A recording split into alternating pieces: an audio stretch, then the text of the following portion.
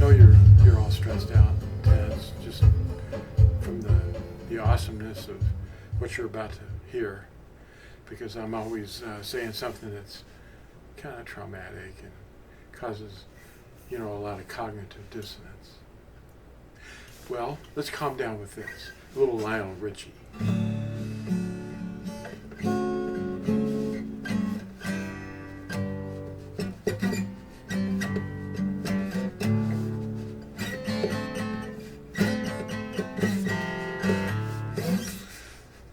Topped off with a little credence, of course.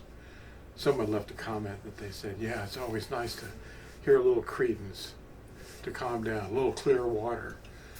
Well, this is clear water that I'm about to tell you. And we could probably start anywhere, but I thought I'd start with the main problem, and it's usually pointing to Constantine.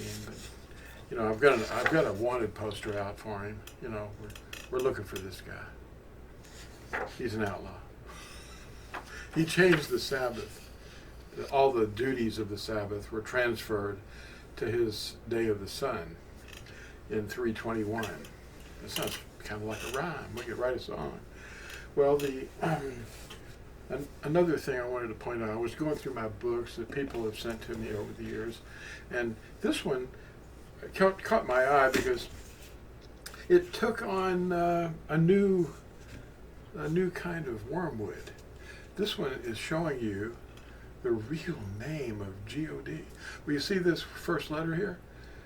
That's the Assyrian/Babylonian letter, Aleph, and then the next one is Anun, and that's a Kof, and there's a Yod at the end. It's Anoki.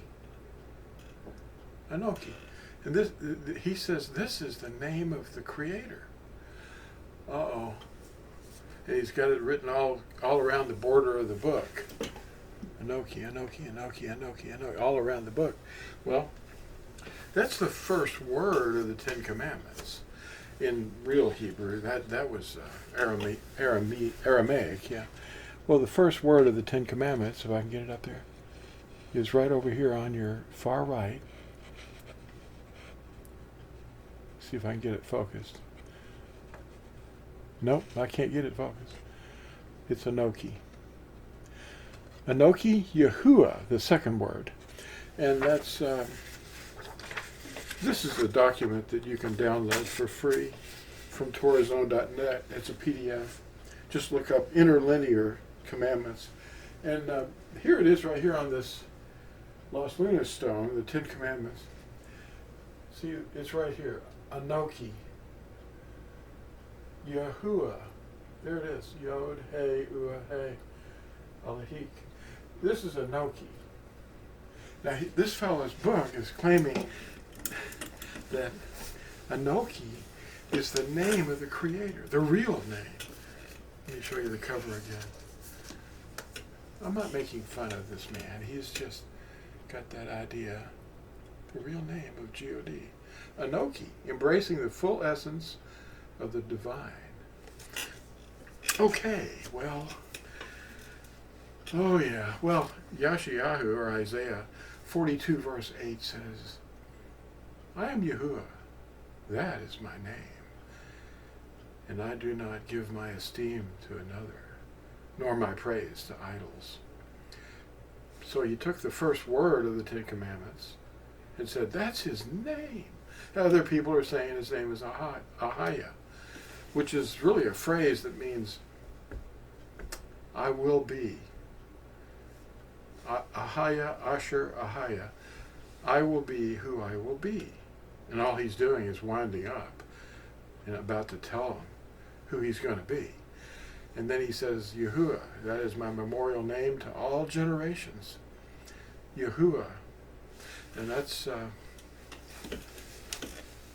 the second word of the Ten Commandments.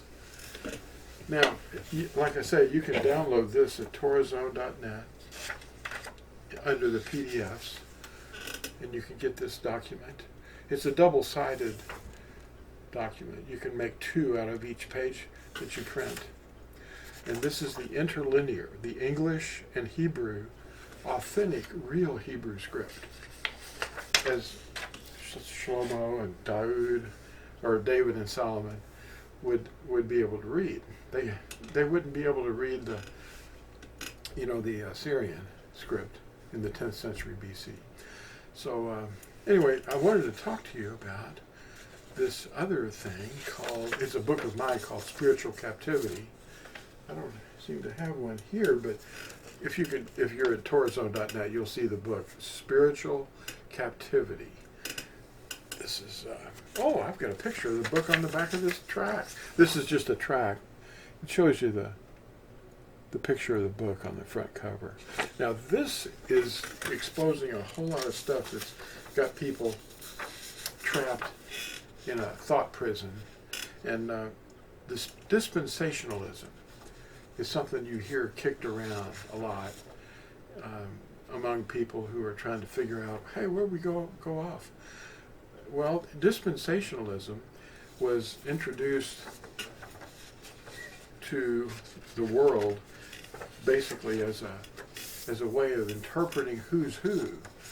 The people who are Gentiles, specifically Christians, are said to be replacing the promises of the tribes of Yisrael. Now, dispensationalism was also launched and kicked Cyrus Scofield kicked a field goal with that when he produced a translation based upon that thought process. John Darby invented the idea in the 1830s, and dispensationalism was kicked in to high gear just as the turn of the century occurred in the early 1900s, the early 20th century. Dispensationalism, or replacement theology, the replacement of the people of Elohim. Now, let me read just a little bit of this tract. This is a method that the magisterium has adopted, and they say that we interpret the scriptures this way in the early 19th century, around 1830. It began the idea that the adherents of Christianity have replaced the tribes of Yisrael. It claims all the promises to the chosen people and how they were transferred to the Gentiles with no regard for obeying the eternal covenant. Now, the eternal covenant is the reason he's going to, the eternal covenant is the Ten Commandments. He's coming to overturn the surface of the earth by fire because they have transgressed the Torah and broken the everlasting covenant. Yeah, that's Yahud, or Isaiah chapter 24. But this is the kind of thing that this tract and the book is about, spiritual captivity. And this is a book excerpt, which is just something you can download to read and decide whether or not you'd like to read more about the things that have happened. Nicaea was a pretty big earthquake. But anyway, the thing about, it's more wormwood is what it is. And the name of this video is How to Identify a Wolf.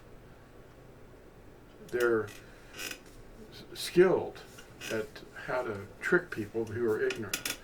The ignorance of people, they take advantage of it, These commandments, these 10 commandments, train us in how to love Yahuwah and how to love our neighbor. And they're always going to be there. His word will never pass away. Although they have pretty much destroyed this stone that was written. It was actually etched during the days of Shlomo or Solomon, about 1000 BCE. Some tribes of Israel were sent over on ships, and they made colonies. I've told you about this in other videos.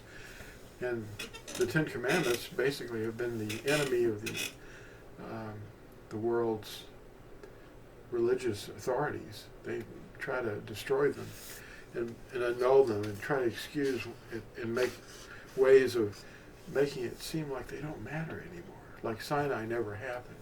Well, they don't think Sinai never happened. They just say, well, it's as if we're going to live as if Sinai never happened. And that's not the Old Covenant. That is the eternal covenant. The Old Covenant was the animal blood that was offered for the temporary atonement by an obsolete priesthood, which is no longer in existence. There's no operating priesthood offering animal blood. They want to start it up, of course. But, that's what the Temple Mount people are about. But we're the temple. We're walking the earth. We're commandment keepers. We love the commandments. He circumcised our hearts with a love for the commandments. Anyway, I'll show you this 2 or 3 things that I want to go over here with you. All right, now here we are. Dispensationalism was another video that I did with Dan DeCendro, and it involved a discussion about Constantine and his influence on Christianity, and John Darby's influence in the early 1830s, and how Cyrus Scofield came out with a translation called Scofield's Bible, promoting the dispensationalism idea, replacement theology. Once again, that's how it was taught as a new doctrine, that obeying the commandments is unnecessary according to these people. And it seems to be rampant in the world now. Darby's 1830s dispensationalism. They teach that obedience is now considered sin because you're obeying a false gospel. Obeying the commandments brings the dragon's rage on us. That's what Revelation 12 verse 17 is saying, that if you obey the commandments and hold to the testimony of Yahusha, the dragon is enraged. Constantine's edict transferred the duties of the Sabbath to his day of the sun in 321 CE. It was called the Edict of Constantine. Now, this is what Yahusha told us. Now, this is concerning the last days, the extreme last days, that Natsarim, his students, were actually supposed to remember this. He said, and pray that your flight does not take place in winter or on the Shabbat. That's the 7th day of the week. For then there shall be great distress, such as has not been since the beginning of the world until this time. No, nor ever shall be. And he also said, do not think that I came to destroy the Torah or the prophets. I did not come to destroy, but to complete. For truly I say to you, till the heaven and the arets, that's the earth, pass away, one yod or one tittle shall by no means pass from the Torah till all be done. Whoever then breaks one of the least of these commands and teaches men so shall be called least in the reign of the Shamayim. But whoever does and teaches them, he shall be called great in the reign of the Shamayim. For I say to you that unless your obedience exceeds that of the scribes and Pharisees, you shall by no means enter into the reign of the Shamayim. How to identify a wolf? There is one body, one head, one instruction. Replacement theology, which is a teaching that the circus replaces Yisrael to inherit the promises, is known as dispensationalism. The duty of all mankind is to obey the eternal covenant. Read Ecclesiastes 12, 13 through 14.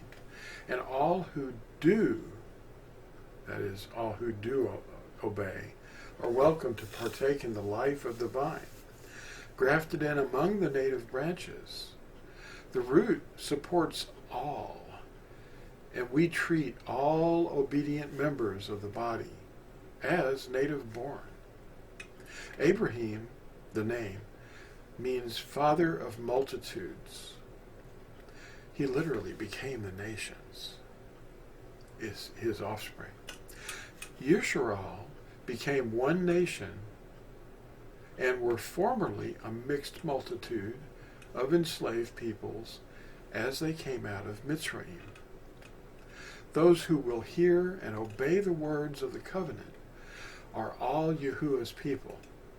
So we have to watch out for the architects of division being wolves among the sheep.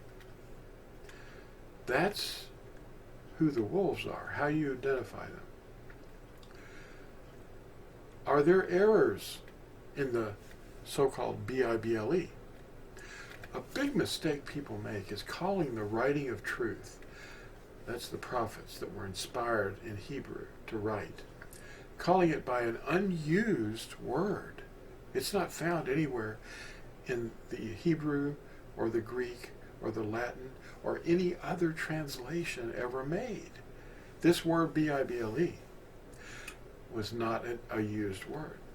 It was a fertility deity's name at the ancient port town of Byblos,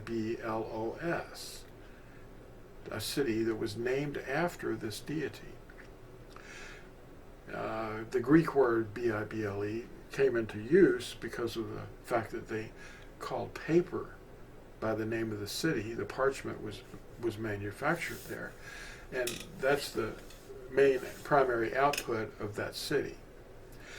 So they eliminated the name of the creator, and they put in a device too. The elimination of the name of Yahuwah, which is concordance number H3068, and they replaced it with Lord, an English word based upon the other word in Latin that meant dominus, and it means Lord also, from the Greek kurios. Now this elimination of the name is the greatest error possible, and this occurs a minimum of 6,823 times in the Tanakh alone.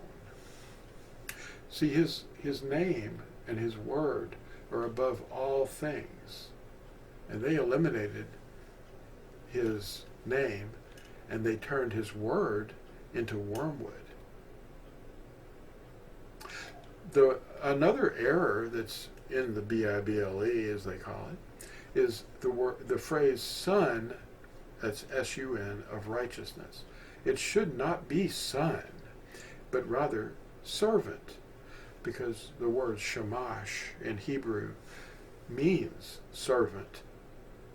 And the son was given the name shamash later because it is a servant to give light on the earth. The word shamash primarily means servant. You'll remember that the candle that they light the Hanukkah with, the lighting candle, it's actually the 9th candle. They call it the servant candle. It's called shamash.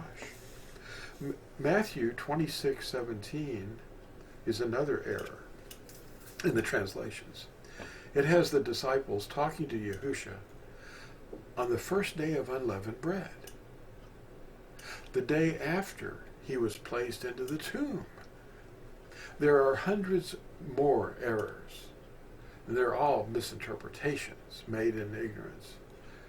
The Anglican Catholic translators of the King James Version were using the Latin Vulgate to make their translation. Read the preface of your favorite translation, and the translators will be shown admitting in writing that they removed the Creator's name. That's about all I needed to tell you today, because I've got other things to bring forth later.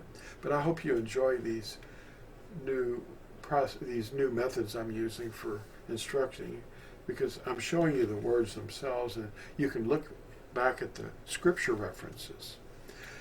All right.